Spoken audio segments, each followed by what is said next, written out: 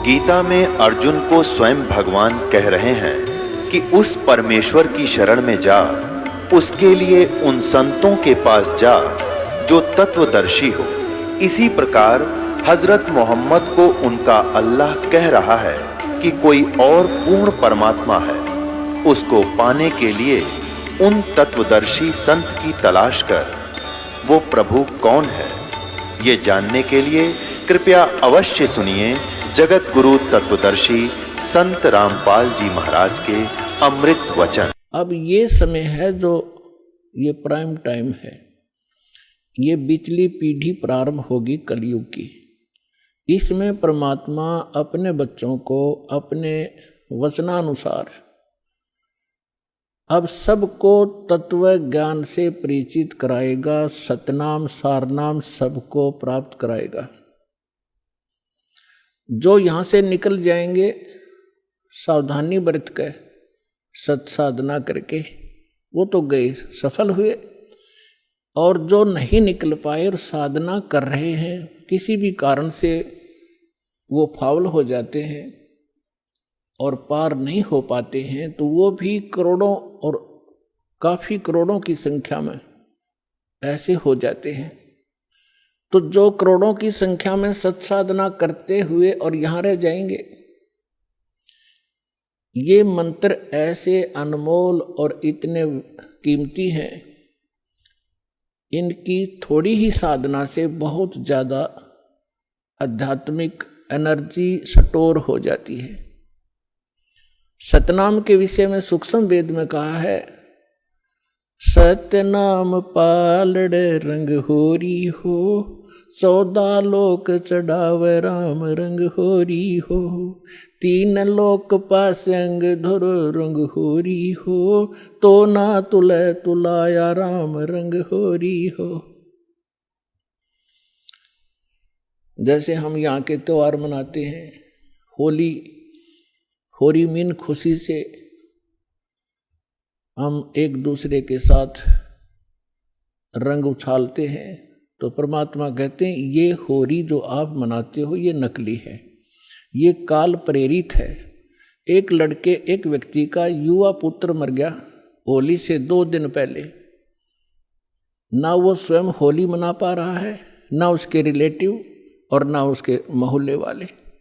तो अब कहाँ गई वो होली जिसको इतना इम्पोर्टेंट त्योहार मान रहे थे। तो परमात्मा और उससे परिचित संत कहते हैं कि इस नकली सांग में, इस नकली स्थान पर आप ये नाचा गाई करते हो, आपने भांग पी रखी है, नशे में बकवाद कर रहे हो। इस भांग का नशा, काल की माया का नशा अज्ञानता में प्रेरित होकर कर रहे हो। या एक पलक में ना जाने के बिजली गिर जा, ऐसे लोक में तुम खुशी मना रहे हो।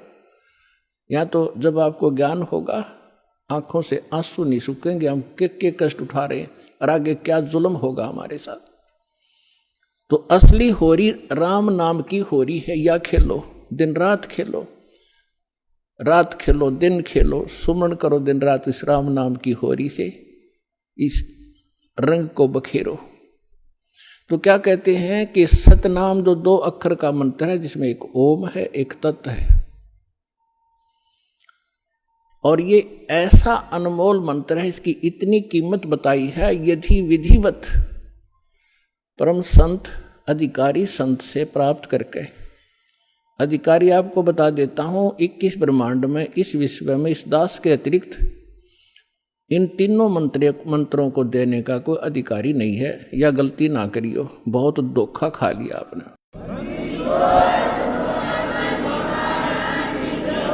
और कोई निकम्मी आत्मा इस दास से मंत्र प्राप्त करके स्वयं संत बनकर ये दान कर रहा है, वो महा अपराधी है भगवान का, और धोखेबाज है, वो डुप्लीकेट बना रहा है वो पासपोर्ट, जो आगे जाके आपको बहुत धोखा देगा। उसको काल का पक्का दूत समझना, उससे आप भी बचना, और जहाँ तक संभव हो जिसने उनको फंसा रखा है उन भाई बहनों को भी सतर्क करना प्यार से। तो क्या बताते हैं, इस सतनाम के 2 अक्षर के मंत्र का श्वास उश्वास से नाम जपना होता है। परमात्मा कहते हैं, श्वास उश्वास में नाम जपो, व्यर्था सांस मत खो, ना जाने इसी श्वास को आवन हो कि न हो। फिर क्या बताते हैं कि ये इतना एक श्वास का एक सतनाम एक भी आपने सुमन कर लिया विधिवत अधिकारी संत से, और बिल्कुल सावधानी से, यानी सिमरण जब करते हो सतनाम का, बाहर जो मंत्र छोड़ते हो उसके ऊपर उसकी अंदर से जो उच्चारण होता है श्वास के द्वारा महसूस होता है मैं क्या बोल रहा हूं, और बाहर श्वास छोड़ते समय कौन से मंत्र का उच्चारण होता है, उसको अजप्पा जाप कहते हैं। बाहर छोड़ते हैं उस मंत्र के उच्चारण पर आपकी सुरत और नृत लगी रहे, मन लगा रहे। अंदर जौन सा लेते हैं, जो 2 अक्षर में से एक अंदर लेते हैं, उसके ऊपर भी आपका ध्यान रहे। वैसे मतलब नहीं कि हाथ में माला फिरती रहे, सांस चलता रहे और सुमन होता रहे, ये नहीं चलेगा। सुरत नृत और पवन, सुरत नृत मन पवन, ये चारों पदार्थ एकत्रित करने होते हैं। जब श्वास, पवन माने श्वास से सुमन करते हैं तो उसके ऊपर हमारा सुरत और नृत और मन और श्वास चल ही रहा है, ये पवन, इन चारों को एकत्रित रखना है। तो ऐसे एक सिमरण आपका पूरा हो गया। जल्दी नहीं करे इसमें, ये सहज मार्ग है। कई जल्दी के मारे मन फटाफट खींच दे मीटर सुमरण का, प्यार से करे से थोड़े कर ले, उसकी कीमत होगी। और सिमरण करे ध्यान से, बगैर सुरत नृत लगाए कोई सिमरण हो रहा है वो काम असफल नहीं होगा। तो ऐसे किया हुआ सतनाम का एक सिमरण की कितनी कीमत बताई है पुण्यात्माओं। जिस व्यक्ति ने कभी लाल सुना ना हो, हीरा देखा भी नहीं हो, उसकी कीमत का पता ना हो, सुना भी ना हो, और उसको कोई एक पत्थर दिखावे कि ये एक चमकीला पत्थर जो आपको नजर आ रहा है ये करोड़ रुपए का है। अब सामने वाले ने कभी ये देखा नहीं, कभी उसका व्यवहार उससे पड़ा नहीं, तो वो मानने या ना मानने पर उसकी कीमत ज्यों की त्यों है। इसी प्रकार इस सिमरण की जो दास आपको दे रहा है ये हीरे हैं। मोती मुक्ता दर्शत नाही, ये जग है सब अंदरे, दिखत के तो नैन चश्म इनका फेरा मोतिया बंदरे। चारों युग में मेरे संत पुकारे, और कूक कहा हम हेल रे, हीरे माणिक मोती बरसे, ये जग चुगता ढेल रे। परमात्मा ने कहा कि मैं चारों युगों में आया हूं। सतयुग में सतसुकृत नाम था मेरा, और त्रेता में मुनिंदर, द्वापर में करुणा में, और इस कलयुग में कबीर नाम से मैं आया हूं। तो चारों युगों में मैं आया हूं। और परमात्मा का विधान वेदों से आपको बहुत बार बताया है कि वो परमात्मा कैसी लीला करता है। ऊपर रहता है सतलोक में, सह शरीर मनु सदृश्य है, वहां राजा के समान एक सिंहासन पर विराजमान है। वहां से गति करके आते हैं या अच्छी आत्माओं को मिलते हैं, उनको अपने से परिचित कराते हैं सचखंड सतलोक ले जाके, फिर उनको वापस छोड़ते हैं। फिर वो परमात्मा से परिचित महापुरुष परमात्मा के उस यथार्थ ज्ञान को संसार के अंदर फैलाते हैं, और परमात्मा स्वयं भी वही काम करने के लिए आते हैं। एक कवियों की तरह लोकोक्तियों के माध्यम से अपने ज्ञान को प्रचार करते हैं। तो क्या बता रहे हैं, चारों युग में संत पुकारे, कूक कहा हम हेल रे, हीरे माणिक मोती बरसे, ये जग चुगता ढेल रे। हम सत्य ज्ञान और सत्य साधना रूपी हीरे और मोती आपके सामने बखेरते हैं, और आपने उनकी पहचान नहीं है। आप ये कंकर पत्थर आन उपासना, अन्य देवी देवताओं की पूजा, ये भूत पूजाएं करके आप कंकर पत्थर इकट्ठे कर रहे हो, ये सोचकर ये बहुमूल्य होंगे। तो यहां परमात्मा कहते हैं हीरे मोती माणिक बरसे, ये जग चुगता ढेल रे। तो ये जो श्वास का सिमरण है ये लाल है आपका, और ये जितने भी एकत्रित करोगे इनकी उतनी ही कीमत होगी, जो अभी दास बताने जा रहा है। क्या बताते हैं कि एक सिमरन आपने कर लिया श्वास का, एक सतनाम के 2 अक्षर का, एक मंत्र बाहर छोड़ा, दूसरा अंदर लेते हैं, ये एक कंप्लीट मंत्र बन गया।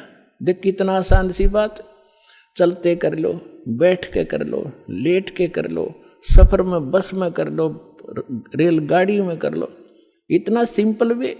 इन अज्ञानियों ने इसको पहाड़ बना रखा था, खड़े होकर तपो, ढूंढने लगा लो, व्रत रखो, जंगलों में जा बैठो, और फिर जंगल में चले गए, रोटी के लिए फिर आए गृहस्थी के पास, दिए माई अंडे धक्के खाते।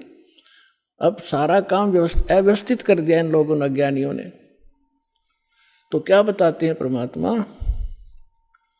कि इस सतनाम के एक सिमरन की कितनी कीमत है। होय होय, सतनाम पालड़ रंग होरी हो, तराजू के तखड़ी के एक पलड़े में सतनाम के एक सुमरन की कीमत रख दो, और दूसरे में पृथ्वी लोक की पूरी कीमत, स्वर्ग लोक की कीमत और पाताल लोक की कीमत, 3 ये तो पासंग है।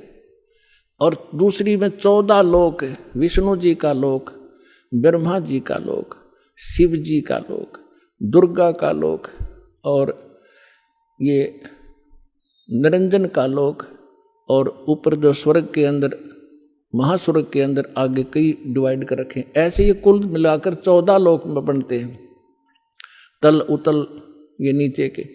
परमात्मा कहते हैं 14 के 14 लोकों की कीमत दूसरे पलड़े में रख दो।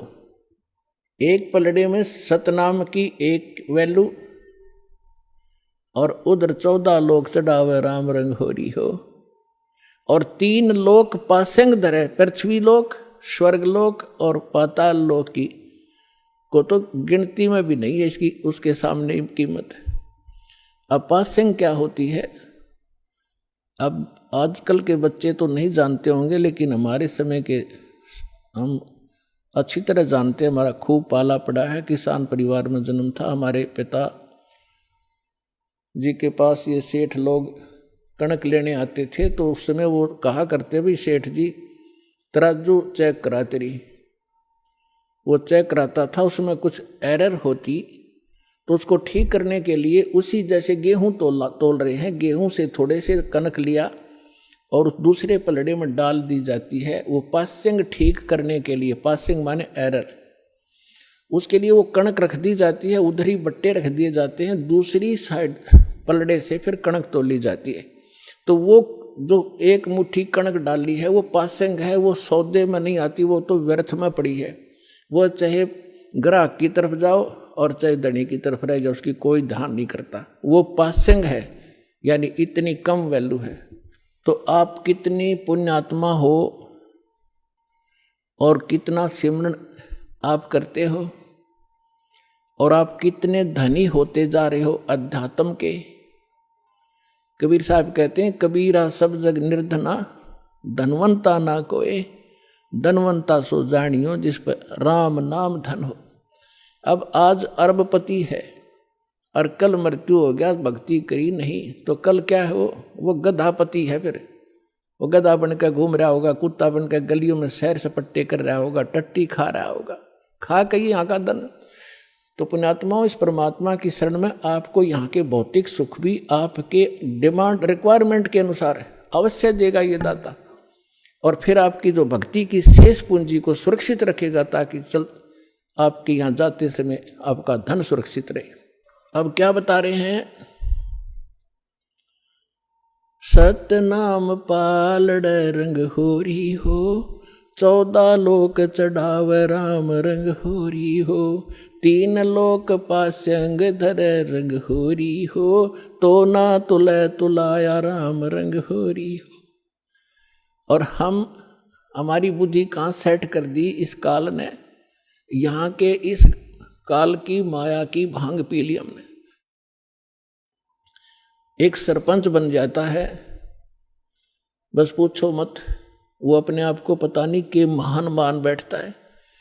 और कोई चेयरमैन बन जाता है 4-5 सरपंचों के ऊपर, बस कहना ही क्या, एक मंत्री और मुख्यमंत्री बनकर काख पीटते फिरते बगैर ज्ञान के बच्चों वाले खिलौने खेल रहे हैं, और आप वो हो जो मनुष्य जीवन के इस उद्देश्य को प्राप्त कर रहे हो, सफल कर रहे हो। तो कहने का दास का तात्पर्य है, जिस प्रसंग को लेकर चले हैं उसी पर आते हैं कि जैसे अब ये परमात्मा का मार्ग प्रारंभ हो गया है, परमात्मा का आदेश है कि पूरे विश्व में जाओगा। परमेश्वर ने इस काल के साथ एक कमेंटमेंट हुआ था, काल तो ये राजी हो गया था, उसने तो ये चतुरता करी थी कि कलयुग में ये इतने कंडम हो जाएंगे, भक्तिहीन भी हो जाएंगे और इनकी वृत्ति भी खराब हो जाएगी, ये भक्ति के योग नहीं रहेंगे, सब चापलूस हो जाएंगे, विकारी बन जाएंगे। इसलिए उसने कहा था कि भगवान 3 युगों में जीव थोड़े ले जाना। परमात्मा ने कहा था कि तूने सभी मेरी आत्माओं को ऐसा दुखी कर दिया, इनकी क्या दुर्दशा कर दी तूने, गधा बना रखा, कुत्ता बना रखा, क्या ये ऐसे थे जब तेरे पास आए? तब इसने प्रार्थना करके, ये अलग स्टोरी है लेकिन हिंट देना पड़ेगा, फिर आगे चलेंगे। तो उसने प्रार्थना की थी, भगवान 3 युगों में जीव कम ले जाना। मालिक को भी पता था, क्योंकि हमारी शंका बहुत ज़्यादा है, तुरंत उत्पन्न हो जाएंगी कि परमात्मा ने ऐसा क्यों वर दिया 3 युगों में जीव ना ले जाने का। तो हमने ऐसे निकम्मा काम किया था, उसके बदले में ये सजा भी थोड़ी है हमारे को। फिर भी परमात्मा को पता था कि सतयुग त्रेता द्वापर में इनकी घनी कमाई होगी भक्ति की, और ये दुखी नहीं होंगे। जैसे संस्कार आपके होंगे उसी प्रकार परमात्मा ने इस पृथ्वी पर वैसा ही माहौल बना देता है दाता। बढ़िया समय पर वर्षा होती है, बड़े फलदार वृक्ष होते हैं, सब शरीर हो जाएंगे, तो फिर सुख होता है उनको। और सुख में भगवान की भक्ति प्राणी फॉर्मलिटी करता है, और दुखी प्राणी जब हो जाता है तब उसका दुख संकट निवारण हो जाता है। फिर उसको बताया जाता है यदि आपने फिर से भक्ति छोड़ दी तो वो कष्ट फिर आ जाएगा, तो वो कभी नहीं छोड़ेगा, आजीवन भक्ति करेगा और वो सफल हो जाएगा। और सतयुग त्रेता द्वापर में ये जीव घना दुखी नहीं होता, शरीर मजबूत होता है, लंबी आयु होती है, खूब ठीक सा इसका जो है बना रहता है व्यवहार। तो उस मालिक को मालूम था कि ये भक्ति नहीं करेंगे, क्योंकि सभी भक्ति करते थे लेकिन शास्त्र विरुद्ध करते रहे, और जिस कारण से वो सोच रहे थे जो साधना हम कर रहे हैं इसी से हमें लाभ हो रहा है, और हो रहा था। वो पिछली बैटरी चार्ज से वो प्रयोग कर रहे थे, अपनी पिछली मलाई खा रहे थे। तो इस प्रकार परमात्मा को पता था, तब उसने कहा था ठीक है, चौथे युग में, कलयुग में मैं अपना ज्ञान प्रचार करूंगा। तो काल ने कहा था कि देखो जी, जबरदस्ती ना करना, बलपूर्वक मत ले जाना, आपके ज्ञान को कोई माने, समझे, स्वीकार करे और आपकी भक्ति करे तो वो आपके हों, और जो मेरे ज्ञान को, जो मैं नकली अपने दूत भेजूंगा अपना ज्ञान प्रचार करने के लिए, उनका ज्ञान जो स्वीकार करे तो वो मेरे ही रहे, आप उनको बलपूर्वक न ले जाना। परमात्मा बोला बिल्कुल सही है, जब मेरा ज्ञान ही स्वीकार कोई नहीं करेगा तो खाक जाएगा मेरे लोक में, वो तो वही जाएगा जो मेरा ज्ञान स्वीकार करेगा, मेरी भक्ति ग्रहण करेगा, तब वो जाएगा। तो काल ने जब परमात्मा ने स्वीकृति दे दी, तब काल ने कहा था कि बेशक, अब परमात्मा आए थे जोगजीत नाम से कि जाओ जोगजीत संसारा, जीव न माने कहा तुम्हारा, जीव तुम्हारा कहा न माने, हमरी ओढ़ हो बाद बखाने। फिर कहा था 12 पंथ करूं मैं साजा, नाम तुम्हारा ले करूं आवाजा, 12 पंथ नाम जो ले ही हमरे मुख में आन समोई, और अनेक पंथ चलाऊं या विद जीवों को भरमाऊं, देवल देव और पितृ धाम पुजवाऊं, और जब ऐसे नकली जब तब सबके मन लाऊं, और जाओ जोग जीत संसारा, जीव न माने कहा तुम्हारा, जीव तुम्हारा कहा ना माने, हमरी ओढ़ हो बाद बखाने, मेरे वकील बन के खड़े हो जाएंगे, तो रामकृष्ण को कैसे भगवान नहीं मानते हो, क्या कर रहे हो।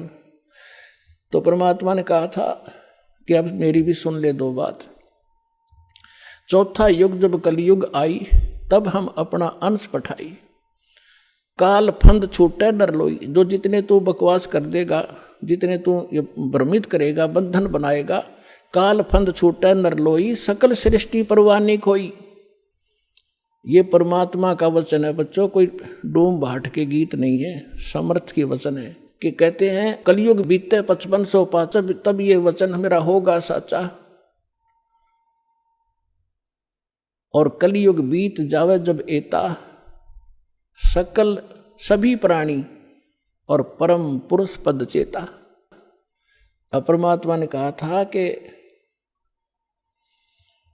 जब चौथा युग कलयुग आवेगा तब मैं अपना अंश भेजूंगा, और उस समय काल के सारे फंद, तेरे सारे दाव पेच, ये अज्ञान को काट दिया जाएगा, और सकल सृष्टि उपदेशी होगी, नाम लेवेगी। और फिर कहा था कि जब कलयुग 5505 बीत जाएगा तब मेरा ये वचन सत्य होगा, और उस समय पूरा विश्व उस परमात्मा के उस परम पद का जानकार होगा, उसको पता चले। अभी तो हम स्वर्ग और नरक, स्वर्ग और नरक, कोई व्यक्ति मर गया, नो के स्वर्गवासी हो गया, चाहे जाता हो नरक में, हमने एक कोड वर्ड बना रखा था।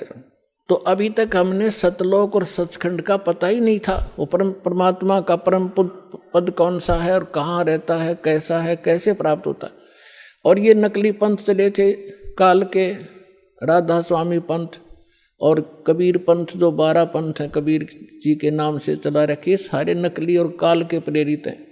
इनमें ना सत्य ज्ञान है ना सत्य साधना है। तो अंडरस्टूड है, जानना ज्ञान सत्य है, ना वहाँ नाम साधना सत्य है, तो क्या है वो तो खोखा है, नकली है, डुप्लीकेट सारे।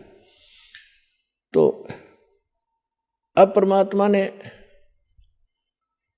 कहा कि पूरा विश्व इस ज्ञान से परिचित होगा, पूरा विश्व नाम लेगा। अब प्रसंग चल रहा था कि 2 प्रकार से मानव शरीर प्राप्त होते हैं।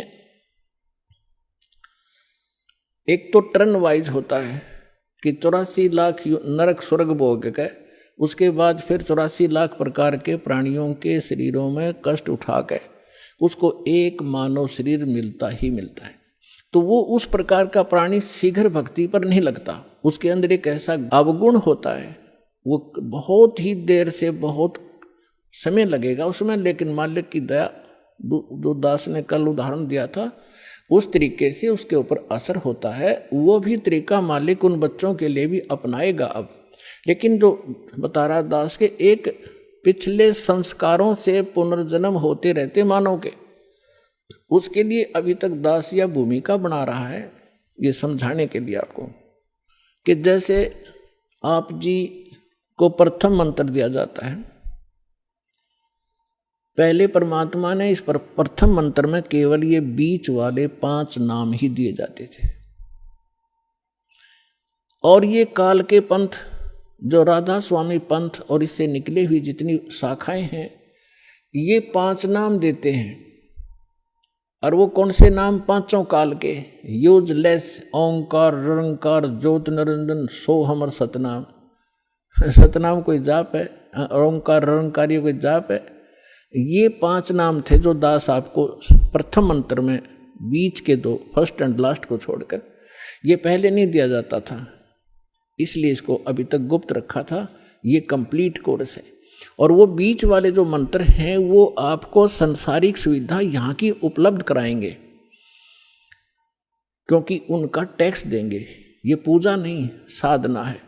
साधना और पूजा में अंतर होता है। जैसे हम पूजा करते हैं परमात्मा को पाने की, तो हम परमात्मा को पाने के लिए जो भी प्रयत्न करते हैं वो साधना है। जैसे हमने, हमारा पूज्य है जल, हमने जल प्राप्त करना है, तो जल प्राप्त करना जमीन के अंदर है, तो हमारा जो पूज्य है, इष्ट है, वो है जल। और उसके पाने के लिए, जल प्राप्त करने के लिए जो भी हम क्रिया करते हैं, बोकी लगाते हैं, पाइप डालते हैं, फिर हैंडपंप लगाते हैं, तो वो हमारी साधना है, वो पूजा नहीं है। उसको पाने के लिए जो हमारा पूज्य है, हमारा जो इष्ट है, वो तो जल है। उसके लिए जो प्रयत्न किया गया वो साधना है, और वो पूजा है उसको पाने की। तो इस प्रकार इसको पूजा और इसको समझना। हमारी आस्था तो जल के अंदर है, उन इंस्ट्रूमेंटों में थोड़ी है। और उनके बिना वो मिले नहीं। तो इसी प्रकार ये जो प्रथम मंत्र आपके दिए जाते हैं ये साधना है। और जैसे दूसरे शब्दों में दास आपको कहे कि जैसे ये मंत्र एक ऐसी कमाई है, ऐसी शीघ्र अफेक्ट करती है, देवताओं को विवश करते हैं ये मंत्र आपको लाभ देने के लिए। जैसे आपको बताया था कि भैंसे को भैंसा भैंसा करता रहो, वो कभी ध्यान नहीं देता। आप वैसे गुण गाए जाओ, जय गणेश देवा, माता थारी पार्वती, पिता महादेवा, हम घोट रखे थे हमने, ये कभी नहीं सुनेंगे। और इनका एक मंत्र दे रखे आपको, उसका जाप करो, तुरंत अटैक होगा उनके ऊपर जाके और सतर्क होंगे। क्या हो गया बच्चे को, क्या डिमांड है इसकी, देखो इसका अकाउंट कितना हमारे इसमें, उस तुरंत उसका राहत दी जाएगी। तो जो भैंसे ने भैंसा भैंसा करो कति नहीं सुने, अरे एक बार कर दो हुर्र, वो तुरंत देखेगा नू और अट्रैक्ट होगा, दौड़ने की चेष्टा करेगा उस आवाज की ओर। तो परमात्मा ने ये मंत्र हमें दिए थे, लेकिन बीच में काल के दूता ने इस कबीर पंथ का जहाँ स्टार्ट हुआ था दामाखेड़ा वालों से, तो 5वीं पीढ़ी तक ये 5 मंत्र चले थे। उसके बाद 6ठी पीढ़ी में दामाखेड़ा वालों के जो महंत था वो एक टकसारी नाम का इसी कबीर पंथ की ब्रांच बन गई थी नकली। उसने भ्रमित कर दिया कि तुम बात करते हो सतलोक की और सचखंड और सतपुरुष की, और पूजा कर रहे हो तुम देवी देवताओं की, ये कहे कि भक्ति है तुम्हारी। तो भ्रमित हो गया, उसको ज्ञान नहीं था, जो 6ठा पीढ़ी वाला था। उसके बाद फिर उन्होंने एक शब्द सेलेक्ट कर लिया जो कबीर सागर में लिखा है, अजर नाम अमीर नाम पाताले सब सिंधु नाम, यही हंस का काम। ये कोई मंत्र है? ये तो एक श्लोक शब्द है। तो इन मंत्रों से इन आपकी पूजा नहीं है। पूजा हमारा कबीर देव पूज्य है, उसको प्राप्त करना, सतलोक हमारा प्राप्त करना उद्देश्य है। और ये साधनाएं हैं, ये इंस्ट्रूमेंट हैं, ये प्रयोग करने ही करने पड़ेंगे। अब उसके बाद जो सतनाम आपको दिया जाता है, सतनाम के अंदर एक आध सिरफिरा जो विशेषकर वो व्यक्ति भ्रमित होता है जिसके कर्म घड़े बिगड़ जाते हैं, जो 100, 200, 1000, 2000 व्यक्तियों को भ्रमित करके उनको अपने पीछे लगा कर गुरु बन बैठता है। अब क्या बन गई, परमात्मा की दया हो रही है, हमारे जो बच्चे शिष्य बनते हैं जो पहले अन्य इन गुरुओं के पास थे, अब बच्चे को बालक थोड़े ही एजुकेटेड हैं, दास ऐसे ढंग से ज्ञान देता है कि बालक भी समझ जा और प्रमाण देता है, तो उनको समझ में आ रहा है, वो अपने गुरुओं के पास जा रहे हैं। उन गुरुओं से भी कह रहे हैं जी आप भी चलो, आप भी भ्रमित हैं और हमें भी मिसगाइड किया आपने। आपका उद्देश्य तो ठीक था कि हम कुछ मार्गदर्शन करें, लेकिन आपको ही नहीं पता, आप झूठे गाइड बन गए, आप भी चलो। तो जो अच्छी आत्माएं हैं वो आ जाते हैं, दीक्षा भी ले रहे हैं। एक तो ये कह रहा था कि मेरे 20,000 शिष्य हैं, मुझे ये ज्ञान मिला, पहले मैंने ज्ञान गंगा पढ़ा और फिर मैंने अपने शिष्यों से कहा कि तुम भी पढ़ो, देखो इसमें क्या है। तो उन शिष्यों से ने कहा जी इसमें तो अद्वितीय ज्ञान है। तो मैंने कहा कि जाओ तुम दीक्षा लेकर आओ। तो वो अपने शिष्य भेजे उस प्यारी आत्मा ने। और अब कह रहा था पिछले सत्संग पे कि पिछली बार मैं भी आ गया हूँ और शेष को भी अब जाके ये ज्ञान गंगा दूंगा और यहाँ लाऊंगा। ये है महान आत्मा। ठीक है, जब तक धोखे में हम भी थे, गलत साधना हम भी कर रहे थे, जिस दिन पता चला उसी दिन हम दिशा बदल ली। तो बुद्धिमान होता ये। और एक ऐसा सिरफिरा मिला, चेले भी उसके साथ थे, चेलों के सारी समझ मारी, उसमें अहंकार अभी शेष था। वो खड़ा लाइन में कहने लगा जी मैंने 2 बात करनी है। वो कहते हैं जी ये हमारे गुरुजी थे पहले और आज इन्हें दीक्षा ले ली है। अब वो प्रथम दीक्षा ले ली, द्वितीय दीक्षा दी जब उसने कहा कि ये क्या है, ये वही मंत्र है, उल्टे सुल्टे करके दे रहे हो, ये कोई सतनाम हुआ। तो पुण्यात्माओं यही मार खाता ये प्राणी। वो अहम था, उसके अंदर अहंकार था। अब टीचर मैं, डॉक्टर मैं हूं और रोगी वो बनकर आ रहा है और डॉक्टर की दवाई में वो ऑब्जेक्शन कर रहा है। एक जड़ी बूटी होती है, उनको अगर 4-5 जड़ियां मिलाई जाती हैं तो उनका गुण धर्म कुछ अन्य होता है, वो कुछ अन्य लाभ देती हैं। और जब उनको सिंगल खाया जाता है तो वो अलग लाभ देती है, और जिनको 2 में मिलाकर खाया जाता है तो वो अन्य लाभ देती है। तो इस प्रकार उसको समझाने की चेष्टा की और वो उसका सौभाग्य दुर्भाग्य साथ है, उसके समझ में आयिक ना हुई। तो आपको भी बता रहा हूं कि ऐसे भ्रमित ना होना। पहले तो ये देखो कि जो ज्ञान दास ने आपके रूबरू किया है, विश्व में आज तक ब्रह्मा विष्णु महेश क्लियर नहीं कर सके इसको, इस दास पे दया हुई। तो आगे कौन सी का चीज छोड़ दूंगा मैं, ये भी विचार कर लेना। जो साधना दूंगा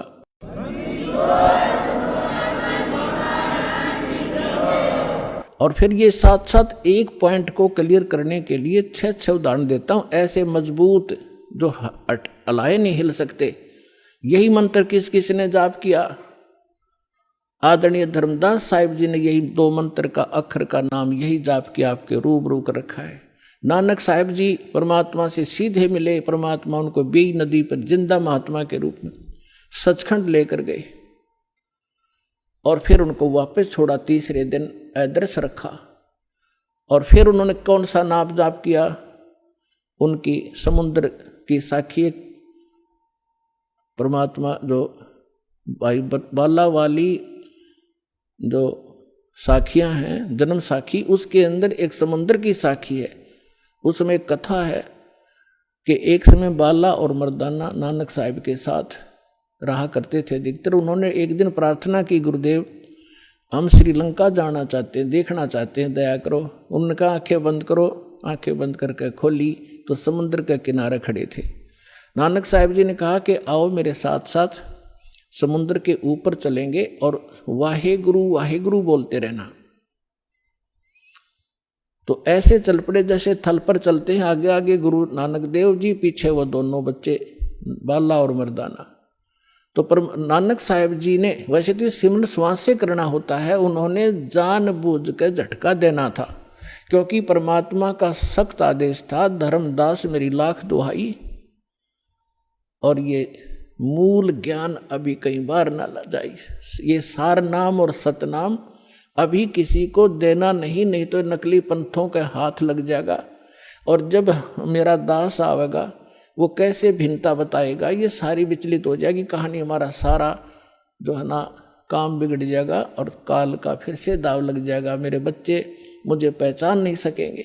तो वो महापुरुष थे, जैसे वेद में लिखा है कि दृढ़ भक्त को मिलते हैं, वो आकर के अपना ज्ञान देते हैं। तो दृढ़ भक्त थे नानक साहिब जैसे। उन्होंने कभी किसी सिख को ये नाम नहीं दिया सतनाम, बल्कि सख्त एक ऐसा झटका दे दिया कि सब घबरा गए कि इस मंत्र को छूना नहीं है। नानक साहिब जी ने उच्चारण करके ये 2 अक्षर का मंत्र जाप करना शुरू कर दिया। मर्दाना ने सोचा कि गुरुजी तो सतनाम जाप कर रहे हैं, ये 2 अक्षर का, जिसमें एक ओम है, एक तत् है, तो क्यों ना मैं भी जाप करूं। मर्दाना फिर वो 2 अक्षर का मंत्र जाप करने लगा। तो वो लगा डूबने। नानक साहिब जी ने देखा, तब नानक जी ने कहा कि भाई तो वो ये जाप कर जो मैंने तेरे को बोला है, ये मंत्र मत कर। तो फिर वो वाहेगुरु कहने लगा, फिर ठीक हो गया। कहने का भाव ये है कि नानक जी तो वो 2 अक्षर का नाम जाप कर रहे थे और शेष को मना किया। क्यों किया? वो परमात्मा के प्यारे बच्चे थे, उनको मालूम था कि यदि आज ये डिस्क्लोज हो गया तो बट्ठा बैठ जाएगा। आज तक किसी सिख को इस सतनाम की भनक भी नहीं है, ना वो ग्रंथ साहिब में रखा, अलग अलग स्थानों पर रख दिया, लेकिन सीधा नहीं रखा और वहां से प्रमाणित हो गया। और इसके साथ साथ आदरणीय गरीबदास साहिब जी को परमात्मा मिले गांव छुड़ानी, जिला झज्जर, हरियाणा में, खेतों में 10 वर्ष के थे। सचखंड लेकर गए और फिर बहुत काफी समय 8-10 घंटे ऊपर रखा परमात्मा के बच्चे को, फिर वापस छोड़ा। उसने परमात्मा से परिचित होकर अपनी अमृतवाणी में दास उसी गरीबदास पंथ से आगे बढ़ा है। उसमें गरीबदास पंथ में ये मंत्र नहीं है सतनाम का, और के में बकवास करते हैं, ओम भागवते वासुदेव नमः, कोई करता है, कोई कुछ करता है, कोई सतगुरु, ये मंत्र नहीं है। और ग्रंथ साहिब गुरु गरीबदास जी के ग्रंथ साहिब के अंदर प्रमाणित है ये मंत्र। ऐसे ही नामदेव जी को परमात्मा मिले थे, उसको भी यही मंत्र दिया था 2 अक्षर का। पहले वो अकेला ओम नाम जाप करते थे, फिर उनको समझाया कि ओम तो ब्रह्म तक का जाप है, ये तो असंख्य जन्म तक जाप कर लिया आपने और यहीं भटकते रहते हो, ब्रह्मलोक में चले जाते हो, वहां से फिर वापस आ जाते हो। नामा छिपा ओम तारी, पीछे सो हम भेद विचारी, सार शब्द पाया जद लोई, आवागमन बोर ना होई। तो कहने का भाव ये है दास का कि ये मंत्र जो है, इस भ्रमणा में ना रहना। अब बड़ी बनाई बात ने बिगाड़ियो मत, मुश्किल से सिरे चढ़ी है यह कहानी। कितने संकट झेलने पड़े हैं, दास ने जेल तक जाना पड़ा, झूठे मुकदमों को फेस कर रहे हैं। कोई बात नहीं, परमात्मा हमारे साथ है। हमारा एक बार ज्ञान निखार हो जा, फिर चाहे फांसी दे दियो मेरा, एक बार परमात्मा का ज्ञान उसके बच्चों तक पहुंच जा।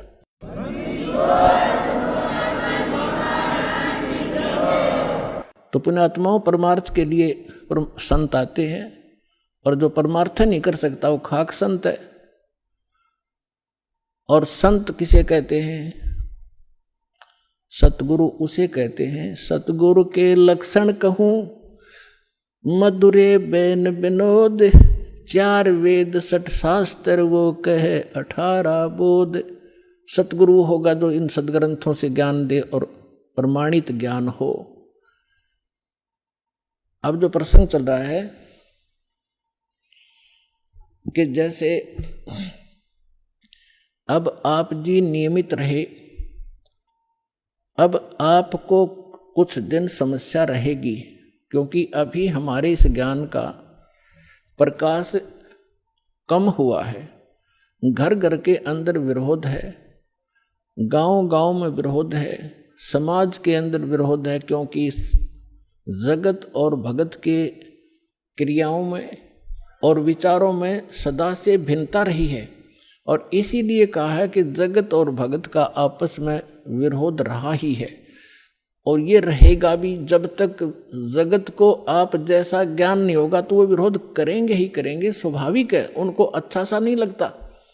जैसे यहाँ पहली बार कोई व्यक्ति आता है और दूसरा आके प्रणाम करता है, वो खड़ा खड़ा देखता रहता है, ये क्या कर रहे हैं यहाँ पर, उसको अच्छा सा नहीं लगता, क्योंकि वो तो अहंकार में कोई छोटी मोटी पोस्ट हो तो उसने तो भारी बात हो जाती है, कैसे लंबा लेटूं। ये होता उनमें जो भक्तिहीन होते पिछले जन्म के, और पिछले जन्म के भक्ति युक्त प्राणी होते हैं, चाहे कितना बड़ा अधिकारी हो तुरंत समर्पित हो जाता है। वो पिछले संस्कार उसको अपने आप झुका देते हैं। उदाहरण के लिए जैसे सरसों आपने देखा होगा, सरसों जब तक उसकी फलियों में दाने नहीं होते, यानी उसकी कीमती नहीं होती, तब तक वो ऐसे खड़ी रहती है। और ज्यों ज्यों वो पकती चली जाती हैं और वो उनमें वो कीमती बनती जाती है, उनकी वैल्यू बनती है, वो झुकना शुरू कर देती है। और इतनी झुक जाती है कि जमीन को छूने की चेष्टा करती है, क्योंकि ईब उनकी कीमत बन गई, वो कीमती हो गए, उनके अंदर वो शक्ति आ गई, वो कीमत बन गई। और जब तक वो यूजलेस थी, वो न्यों खड़ी थी आकड़ी ऊपर ने। तो इसी प्रकार जो पूर्व जन्म के भक्ति युक्त होते हैं, उनका स्वभाव होता झुकने का, वो खड़े रह ही नहीं सकते। उनके अंदर पिछली भक्ति इतनी जबरदस्त होती है। और जो भक्तिहीन होते हैं वो आकड़े रहा न्यों, लेकिन उनमें भी भक्ति बन जाएगी। सत्संग सुनेंगे, भगवान की अमृत वाणी सुनने मात्र से संस्कार शुरू हो जाते हैं। चाहे वो घर पर सुन रहा है मालिक दास के वचन, किसी टीवी पे, या अपने किसी इस सिम के अंदर, या इस चिप के अंदर से जो सत्संग सुनते हैं, वो भी संस्कार भरने शुरू हो जाते हैं, उसमें वजन बनना शुरू हो जाता है। फिर धीरे धीरे यहाँ भी आता है, फिर सत्संग सुनता है, यहाँ जो है प्रणाम करता है, फिर उसके अंदर वो भक्ति संग्रहित होकर अपने आप झुकना उसका स्वभाव बन जाएगा। फिर उसको बुरा लगेगा तो झुका नहीं का, प्रणाम नहीं करेगा तो उस पर कह नहीं चाह। तो जो प्रसंग चल रहा है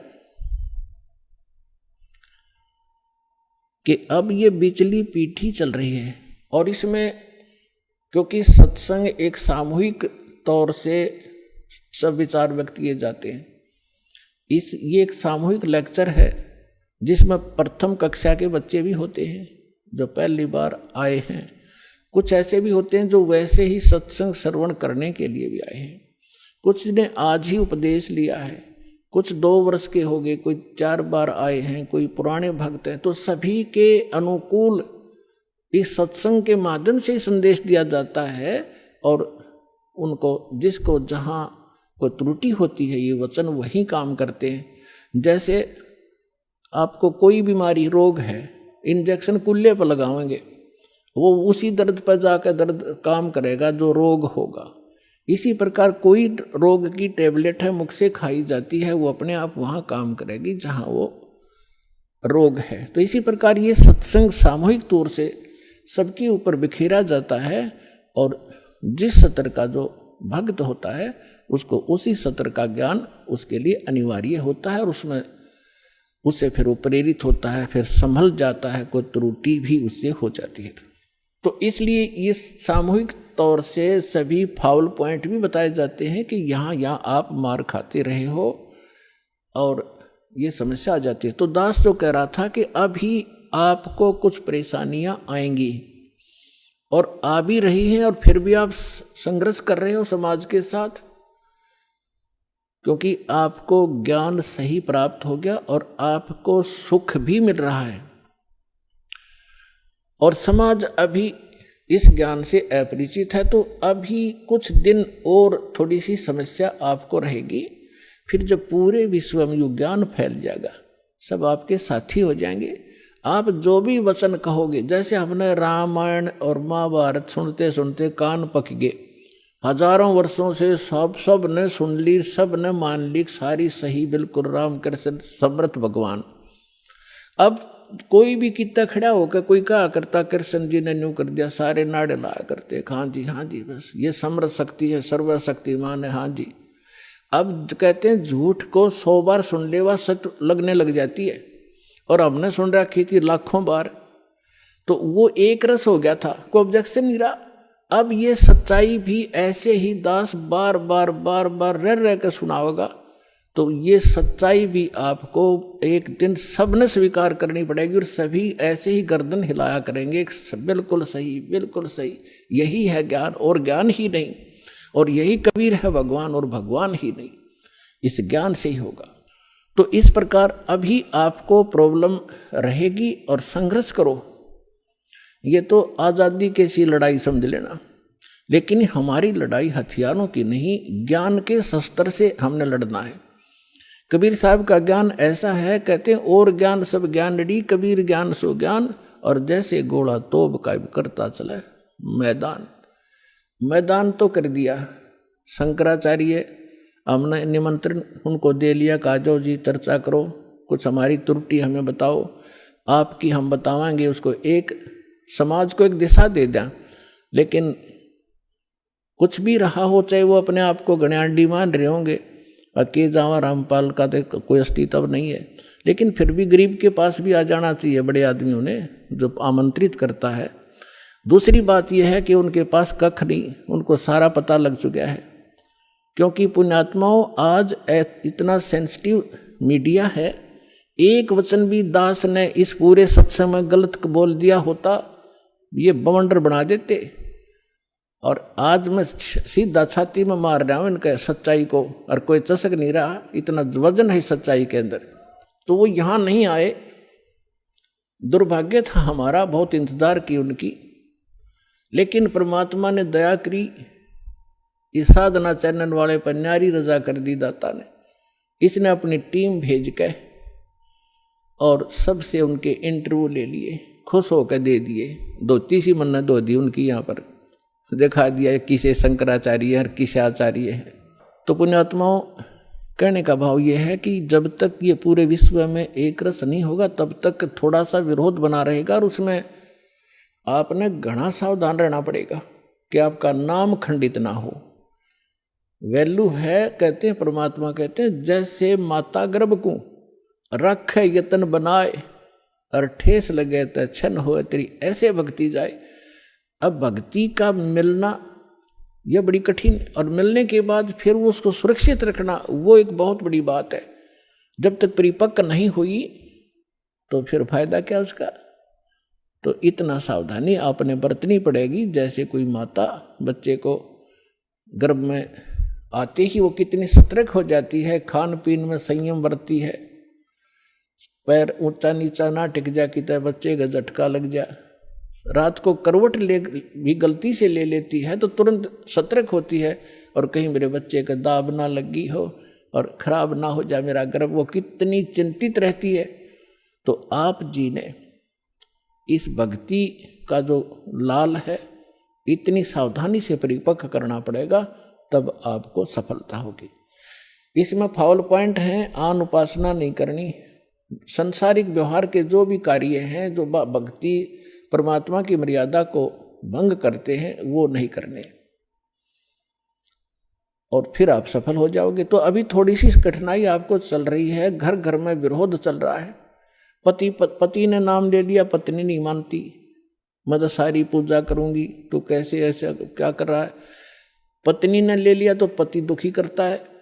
तो धीरे धीरे ज्ञान से क्या होगा, ये ज्ञान ऐसा है कि आप घर पे चलाओगे और बच्चों पर भी असर करेगा, ना सुनेंगे तो भी कक्ष में सोए हुए व्यक्तियों पर भी ये वाणी असर करेगी, जैसे गारुड़ का मंत्र अचेत हुए उस सर्प के डसे हुए व्यक्ति पर जो सुन भी नहीं रहा, समझ भी नहीं रहा, और उसके ऊपर भी वो मंत्र बोल बोल कर उसके विष को उतार कर सचेत कर देता है।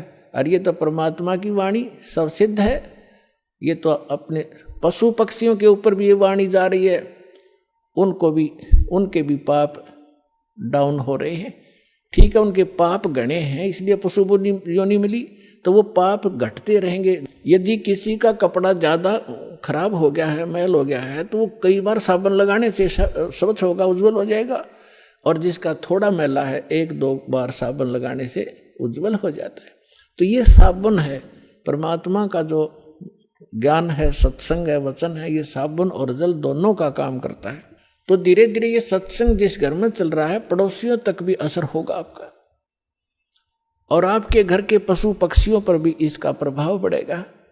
आपके घर कोई पशु पक्षी भी रह रहा है उसके ऊपर भी धीरे धीरे उसके अंदर ये वाणी का जो ज्ञान यज्ञ का पुण्य उसमें संग्रहित होगा, और कुछ ऐसे पाप हैं जो ज्ञान यज्ञ से ही खत्म होते और उसका विकल्प ही नहीं है।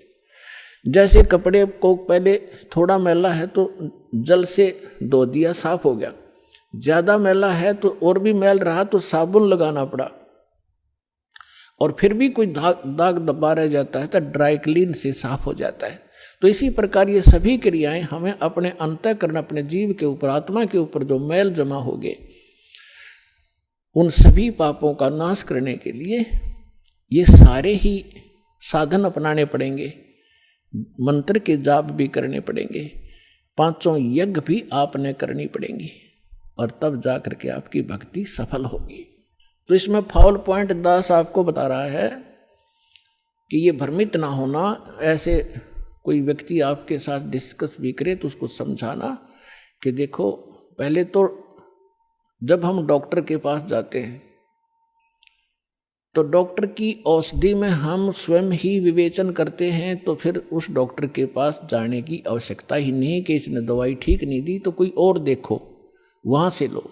तो इसी प्रकार सबसे पहले तो ये देखो, ये ज्ञान आज तक ना किसी ने सुना और ना सुनाया, किसी के पास था ही नहीं, और जिन महापुरुषों के पास था उनको प्रतिबंध कर दिया था, मालिक ने प्रतिज्ञा करा दी थी कि अभी इसको डिस्क्लोज ना करना। तो महापुरुष थे, वो अपनी अमृतवाणी में बोल के सारा कुछ लिख गए, एफिडेविट बना गए, कबीर इज गॉड, ये वो फाइनल कर गए थे वो महापुरुष, जिनके दास बार बार उनके शुभ नाम आपको सुनाता है। और फिर हमारे सदग्रंथ उसी का प्रमाणित करते हैं कि कबीर इज गॉड। तो फिर ये क्लियर हो गया कि आज तक कोई हमें यही निर्णय नहीं करके बताया कि भगवान कौन है और कैसा है। अब जैसे रामकृष्ण को और विष्णु जी को, शंकर जी को भगवान मानने वाले, उनसे अगर हम पूछा करते थे कभी कि भगवान, वो कहता मैं समाधि लगाता हूँ, भगवान देखा आपने? भगवान दिखता थोड़ा ही है, वो तो निराकार है। अरे ये विष्णु ब्रह्मा जी की मूर्ति रख रखी, ये क्या फिर? तो हमारा निराधार ज्ञान था, बेसलेस था, हम डामाडोल थे, स्थिर नहीं थे। और इसी प्रकार ये राधा स्वामी किसी ने पूछ लो या किसी महर्षि ने पूछ लो, अभी तक जिनके विचार रहे हैं, परमात्मा तो निराकार है, साकार आता जब रामकृष्ण रूप बन जाता फिर निराकार हो जाता है। तो खाक ज्ञान था इनको। वेद बताते हैं कि वो परमात्मा सशरीर है, मनुष्य दृश्य है, ऊपर सिंहासन पर विराजमान है और उसके सिर पर मुकुट है। ये तो वेद बताते हैं, राजा की तरह बैठा। और यही वो संत बताते हैं जिनको भगवान ने जिन आंखों देखा वहां पर। तो फिर इसमें कोई डाउट नहीं रहा कि हु इज गॉड और कैसा है वो भगवान। तो ये सारे कंसेप्ट क्लियर इस दास ने करे, आज तक किसी ने नहीं किए। तो इसी प्रकार इस साधना पर भी विश्वास करना, किसी से डगमग ना होना, क्योंकि काल ने अपने एजेंट छोड़ रखे हैं। आइए अब हम उन श्रद्धालुओं के अनुभव जानते हैं जो जगत गुरु तत्वदर्शी संत रामपाल जी महाराज जी से दीक्षा प्राप्त कर चुके हैं तथा उनके द्वारा बताए गए भक्ति मार्ग पर चल रहे हैं। सर नमस्कार। नमस्कार सर। सर क्या नाम है आपका? सर मेरा नाम मांगीलाल पन्नू है जी। मांगीलाल जी कहाँ से आए हो आप? सर मेरे तहसील श्री विजयनगर, जिला श्री गंगानगर में राजस्थान का निवासी हूँ। सर संत रामपाल जी महाराज जी से जुड़ने से पहले आप क्या भक्ति साधना करते थे? जी, संत रामपाल जी महाराज जी की शरण में आने से पहले मैं, जैसे जो समाज में पारंपरिक भक्ति होती है, जैसे कुल देवता रामदेव जी की, शिव जी की, हनुमान जी की पूजा करता था। और इनकी पूजा करते करते मुझे जब कोई लाभ हुआ नहीं, ऐसा कुछ आध्यात्मिक लाभ नहीं हुआ, तो मैं नास्तिक भी हो गया था। मैंने सब पूजा छोड़ दी थी। कहीं मंदिर में जाता था तो सिर्फ मैं शौक के लिए जाता था, मुझे ऐसा कुछ भक्ति या भगवान में विश्वास था ही नहीं। बिल्कुल मैं नास्तिक हो गया था बिल्कुल। सर एक नास्तिक होने के बाद संत रामपाल जी महाराज जी से जुड़ने के पीछे क्या कारण रहा? देखिए जी, यहाँ पर मैं आपको एक कबीर साहब जी की वाणी बताना चाहता हूँ। कबीर साहब जी की वाणी है कि जो जन हमरी शरण है ताका हूँ मैं दास, और गेल गेल लाग्या फिरूं जब लग धरती आकाश।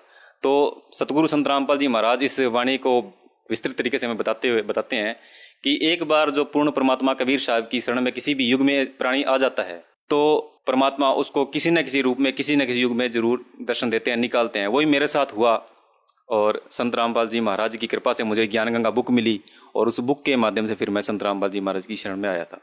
सर संत रामपाल जी महाराज जी अपने ज्ञान में लगातार बताते हैं कि नशा नहीं करना या आपको कोई चोरी ठगी नहीं करनी। आपके जीवन में इससे संबंधित क्या कोई अनुभव हुए हैं? जी बिल्कुल जी। पहले संत रामपाल जी महाराज जी की शरण में आने से पहले मैं नशा भी करता था, ड्रिंकिंग कर लेता था और मैं स्मोकिंग भी कर लेता था। हालांकि मेरे परिवार वालों को पता नहीं था, मैं चोरी छिपे करता था। और फिर मुझे गुटखे की भी लत लग गई थी, इतनी लत लगी थी कि मैं छोड़ना चाहता था, लेकिन 1-2 महीने छोड़ के फिर मैं उसको फिर करने लग जाता था। लेकिन संत रामपाल जी महाराज जी ने ऐसा अध्यात्म ज्ञान बताया है कबीर साहब जी की वाणियों से, वेद ग्रंथों से, कि ये जो विकार हैं ये विकार बहुत ही गलत है, हमारे शरीर के लिए भी गलत हैं और आध्यात्मिक मार्ग में भी ये गलत हैं। तो इस तरह से संत रामपाल जी महाराज जी शरण में आने के बाद मैंने वो विकार भी छोड़ दिए बिल्कुल। आज मेरा सर नशा छोड़ना कोई छोटी बात नहीं है। लोग लाखों रुपए लगाते हैं और चाह कर भी नशा नहीं छोड़ पाते। सरकार भी बड़ी बड़ी योजनाएं लेकर आती है, उसके बावजूद भी नशा नहीं छुड़वा पाती है। तो सर आपकी नशे की लत छूटने के पीछे का क्या कारण रहा? देखिए जी, ये अध्यात्म की शक्ति है कि जब पूर्ण गुरु जब आपको ज्ञान देता है और जब आपको वो वचन देता है जो आपके नियम बताता है, तो उसके शब्दों में ऐसी शक्ति होती है। ये आप मान लो, सभी समाज से मैं प्रार्थना करता हूँ, आपको मानना पड़ेगा कि उसके शब्दों में शक्ति होती है। वो शक्ति आपको आप पे असर करती है। उसका जैसे एक उदाहरण देते हैं, एक राजा का आदेश एक राजा दे और एक आम आदमी दे, तो राजा का आदेश राजा के द्वारा दिया जाए तो वो हैंड टू हैंड एक्टिविटी में आ जाता है, और एक नॉर्मल बंदा दे तो उस पर कोई असर नहीं करता। वही चीज़ है, पूर्ण गुरु जब आपको आदेश देता है ना तो आप असर करता है, नशा भी छूटता है, विकार भी छूट जाते हैं। और क्या क्या लाभ मिले सर आपको संत रामपाल जी महाराज जी से? संत रामपाल जी महाराज जी की शरण में आने के बाद में मैं पहला लाभ तो मेरा बताऊंगा कि मुझे आध्यात्मिक लाभ हुआ। पहले मुझे पता ही नहीं था क्या भक्ति होती है, क्या भगवान होता है, तो वो मुझे अच्छी तरह से ज्ञान हुआ। आज मालिक ने इतना ज्ञान दे दिया है पूर्ण परमात्मा संत रामपाल जी ने कि आज किसी भी काजी, किसी भी मौलवी, किसी भी पंडित अगर चर्चा करना चाहे तो नॉर्मली हम उनसे अच्छी से चर्चा कर सकते हैं, उनको बता सकते हैं जी जो आप साधना करते हो वो आपके ही शास्त्रों के अकॉर्डिंग नहीं है, आप उनके विपरीत जा रहे हो, ठीक है। और दूसरा जो मानसिक लाभ है वो मिला। पहले जो परेशानियां रहती थी हर तरह से, क्योंकि पहले पता ही नहीं था जिंदगी कैसे जीनी है, क्या जीनी है, कोई थोड़ी बहुत दिक्कत होती घर में तो परेशानी, तो वो सब परेशानी छुटकारा मिला। मेरी तो जैसे लड़कियां हैं, तो एक लड़की जो मेरे संत रामपाल जी की शरण में आने से पहले हुई थी, तो उस समय मेरे को टेंशन होने लगी थी भी मेरी शुरुआत में लड़की हो चुकी है तो उसकी कैसे मैं शादी करूँगा और उसका दहेज भी मेरे को देना होगा, तो ये सब मेरे को परेशानियाँ थी। तो संत रामपाल जी महाराज जी की जब मैं शरण में आया तो ऐसा मुझे ज्ञान मिला और ऐसा एक समाज तैयार हो रहा है कि वहाँ पर दहेज की का तो नाम ही नहीं है। तो अब मैं इतना टेंशन फ्री हूँ कि मुझे पता है कि जब मेरी आज 2 लड़कियाँ हैं, दोनों ही जब 18-19 साल की जब हो जाएगी शादी लायक वो, तो मुझे कुछ करना ही नहीं है, क्योंकि उनको आगे जो घर मिलेगा वो बिल्कुल साफ सुथरा मिलेगा, कि उस घर में जो हैं वो सब नशे से दूर होंगे, विकारों से दूर होंगे, वो मेरी बेटी को भी अपनी बेटी मान के एक्सेप्ट करेंगे। तो मैं आज बिल्कुल टेंशन फ्री हूँ, एकदम फ्री लाइफ जी रहा हूँ, मुझे कोई दिक्कत नहीं। सर कोई शारीरिक रूप से आपको कोई लाभ मिला हो? हाँ जी, शारीरिक रूप से मेरे को तो नहीं, लेकिन मैं अपनी पत्नी का आपको बताना चाहूँगा। मेरी पत्नी, मेरी जब दूसरी लड़की होने वाली थी, 3 महीने का गर्भ था वो, तो उस दौरान क्या हुआ कि एक बार 3 महीने का जब गर्भ था, मैं दोपहर को दुकान से घर आया हुआ था खाना खाने के लिए। तो खाना खाने जब मैं जा रहा था तो अचानक से वापस मैं रूम में गया मेरे वाले पे, तो मेरी पत्नी दीवार के साथ लगी हुई थी और आंखों में उसके पानी था और वो थोड़ी रो रही थी। तो मैंने जब देखा उसका हाव भाव, जब नीचे देखा तो फर्श पूरा लाल था खून से। तो मुझे समझते देर नहीं लगी भी ये ब्लीडिंग हो चुकी है इनके, और लेकिन मेरे को इन चीज़ों का इतना नॉलेज था नहीं, तो मैंने ये सोचा अभी चलो वो जो गर्भ है वो गिर गया होगा, कोई दिक्कत नहीं है, तो परमात्मा लीला है, जो जैसा चाहे वैसा ही करे। तो हमारा क्या है कि हम जो भी कुछ ऐसी दिक्कत होती है तो फर्स्ट एड हमारा ये है कि हम संत रामपाल जी महाराज के द्वारा हमें अमर जल दिया जाता है। हम उन्हें उस अमर जल को गिलास में थोड़ा डाला, और सतगुरु संत रामपाल जी महाराज ने जो हमें मंगलाचरण बताया, हमने वो मंगलाचरण भी किया और करके, और भक्त पत्नी जी को हमें वो दे दिया, पिया दिया। उसको पिलाते ही हैंड टू हैंड असर किया, दर्द भी बिल्कुल खत्म और ब्लीडिंग भी बंद। हमने उसको बेड पे सुला के और हम दुकान पे आ गए। दुकान पे आने के बाद में लगभग 1 घंटे बाद हमारी पत्नी हमें फ़ोन किया कि जी आप कहाँ पे हो। मैंने कहा जी मैं दुकान पे हूँ।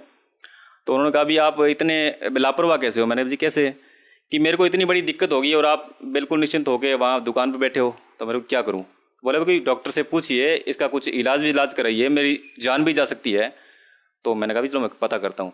मैंने अपना फैमिली डॉक्टर से कांटेक्ट किया, तो उन्होंने कहा भी आप किसी बढ़िया नर्स को दिखाओ, वो ही आपको गाइड कर सकती है इसके बारे में। तो पत्नी ने बोला भी अगर नर्स से करवाएंगे तो ऑपरेशन भी करवाना पड़ेगा, खर्चा भी लगेगा। तो मैंने कहा भी चलो ठीक है, आपको दिक्कत तो नहीं है। बोले नहीं दिक्कत है। तो हमने कुछ भी ट्रीटमेंट नहीं लिया, लगभग 1 महीना हो गया, लेकिन उस दौरान पेट की जो ग्रोथ थी वो बढ़ती जा रही थी। तो हमने बोला भी एक बार इसको चेकअप करवाते हैं। फिर हम सरकारी हॉस्पिटल में गए और डॉक्टर साहब ने हमें सोनोग्राफी के लिए बोल दिया, और बंसल डायग्नोस्टिक सेंटर रायसी नगर जो है वहाँ पर उन्होंने सोनोग्राफी के लिए बोला। लेकिन हम वहाँ ना जाके किसी और जगह गए जो हमारे नज़दीक पड़ता था। उन्होंने जब सोनोग्राफी की तो उन्होंने कहा भी बच्चा तो एकदम ओके है। तो मैंने बोला भी हो सकता है ओके हो। तो उन्होंने फिर भी रिपोर्ट में 99% ही लिखा, 100% फिर नहीं लिखा। वो बोला भी कुछ ना दिक्कत हुई तो दिक्कत आगे भी हो सकती है। तो रिपोर्ट लेके जब वापस आए, हमारे विजयनगर में सरकारी हॉस्पिटल दिखाया डॉक्टर साहब को, रिपोर्ट भी उन्होंने नहीं देखी और उन्होंने सिर्फ आयरन की गोलियां लिख के हमें छोड़ दिया। हम उस भरोसे ही आयरन की गोलियां खाते रहे, हमने कुछ ऐसा अलग से दवाई ट्रीटमेंट भी नहीं लिया था। और इस दौरान धीरे धीरे करते करते वो टाइम भी बीत गया, 8 महीने हो गए। 8 महीने बाद में फिर हमने जब चेकअप करवाया था तो उसमें खून कम था, 7 ग्राम खून था। तो डॉक्टर ने बोला भी इसको कुछ खिलाओ पिलाओ, इसका खून बढ़ाना है, खून बहुत कम है। तो हम ज़्यादा कुछ नहीं खिलाया पिलाया, वैसे एक जूस की बोतल आती है अनार के जूस की, रील की वो पिला दी। और फिर डिलीवरी से लगभग 10-15 दिन पहले खून चेक फिर करवाया था, तब भी 7-7.5 ग्राम ही खून था। लेकिन सतगुरु संत रामपाल जी महाराज की ऐसी कृपा हुई कि जिस दिन डिलीवरी होनी थी उस दिन नॉर्मल डिलीवरी हुई। ये कोई 10-15 मिनट के अंदर अंदर दर्द भी हुआ, हम हॉस्पिटल पहुंच गए और नॉर्मल डिलीवरी होगी। और ऐसी दया हुई कि डिलीवरी से पहले उस प्रेग्नेंट लेडी का खून चेक किया था, वो खून चेक करना भी डॉक्टर भूल गए, सीधी डिलीवरी हो गई। डिलीवरी के बाद जब खून चेक किया तो खून 11 ग्राम था जी, बिल्कुल ही एक चमत्कार की तरह था। नहीं तो खून बढ़ाने के लिए बहुत चीज़ें भी खुआनी पड़ती है, दवाइयाँ भी खिलानी पड़ती है, लेकिन कुछ नहीं हुआ, बिल्कुल नॉर्मल डिलीवरी। 72 घंटे का टाइम होता है सरकारी हॉस्पिटल का, और 72 घंटे बाद हमें छुट्टी भी मिल गई, हम घर। सर संत रामपाल जी महाराज जी से आपकी तरफ बहुत सारे लोग जुड़ना चाहते हैं, लेकिन उनको ये नहीं पता कि वो उनसे नाम दीक्षा कैसे प्राप्त कर सकते हैं। जी, संत रामपाल जी महाराज बहुत उत्तम ज्ञान देते हैं, और उनसे जुड़ने के लिए आपके पास बहुत से माध्यम हैं। आप बुक मंगवा सकते हैं कहीं से भी, जहाँ से आपको मिले। बुक के ऊपर पूरा एड्रेस लिखा होता है, कॉन्टैक्ट नंबर लिखे होते हैं, आप वहाँ से ले सकते हैं। और संत रामपाल जी महाराज की वेबसाइट भी है supremegod.org, वहाँ पर आप विजिट कर सकते हैं। वहाँ पर आप पूरी डिटेल मिलेगी, आपको कोई दिक्कत नहीं है। यूट्यूब पर, फेसबुक पर, हर जगह उनका ज्ञान है, हर जगह उनकी जानकारी आप कहीं से भी ले सकते हैं, संत रामपाल जी महाराज जानकारी, और कॉन्टैक्ट करके। और आपका जो भी नज़दीकी नामदान केंद्र है आप वहाँ से जाके उनसे नाम दीक्षा ले सकते हैं। जी धन्यवाद। धन्यवाद जी।